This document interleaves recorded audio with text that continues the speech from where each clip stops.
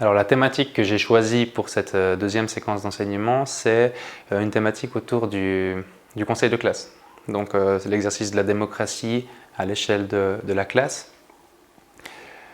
Un conseil de classe, on a déjà en fait dans notre classe. Donc on a notre petit conseil de classe avec la possibilité pour les enfants de déposer 3 types de billets.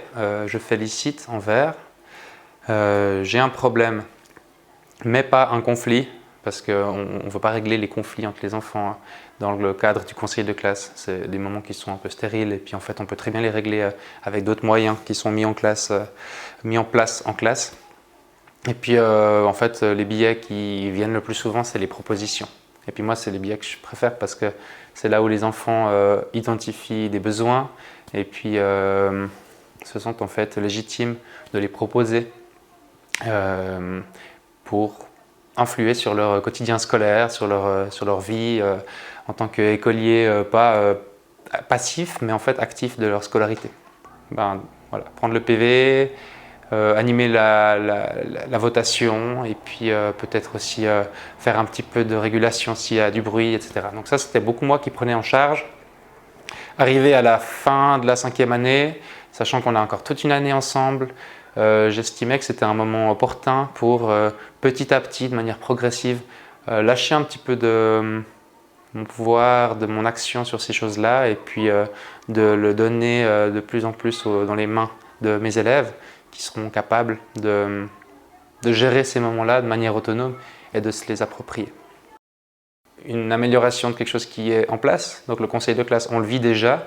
On arrive à la fin de la 5e, bientôt en 6e, donc on a de la pratique, mais aussi du temps par la suite pour être dans une logique de progression. Donc c'est pertinent avec la vision de la 6e qui vient derrière, et puis de se dire que c'est les enfants qui vont véritablement avoir un conseil de classe par et pour eux. Et que moi, si je peux m'effacer, je trouverais que ça serait une victoire.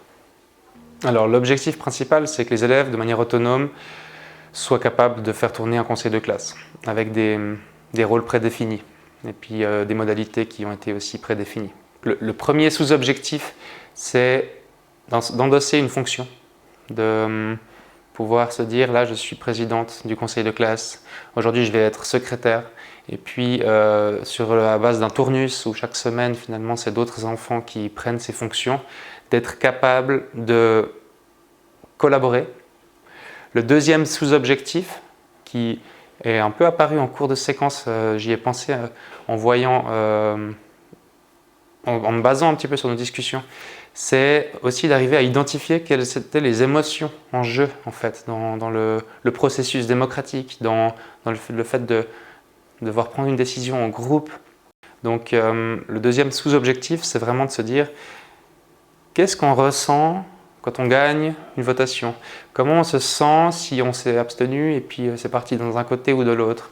Que faire de nos émotions si systématiquement on perd le vote?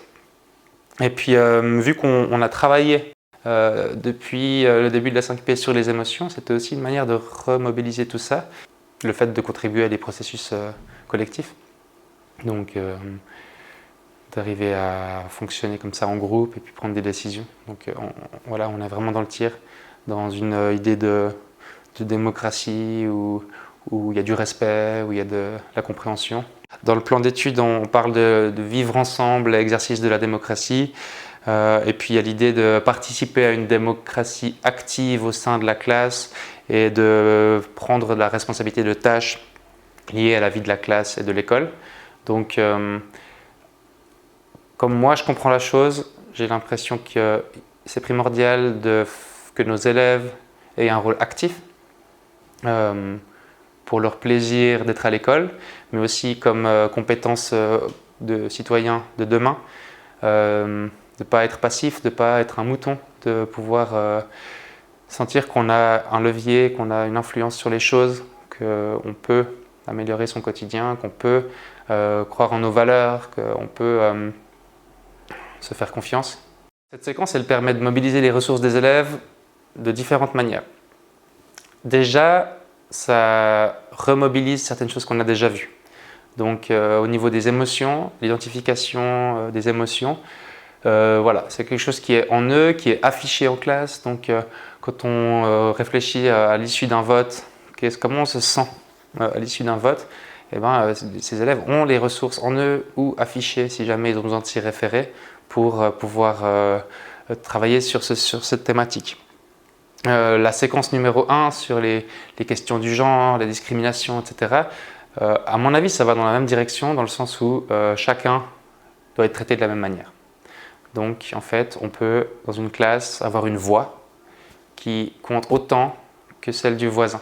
Et puis, je pense que même si il ne l'exprime pas, c'est un message qui est assez fort, peut-être pour des élèves qui sont en retrait, qui sont moins charismatiques ou qui sont avec moins d'amis ou peut-être moins entourés, de se dire, ben moi, au moment de voter, au moment de prendre des décisions, j'ai une voix qui compte tout autant que tel et tel élève plus voilà, sociable ou que sais-je.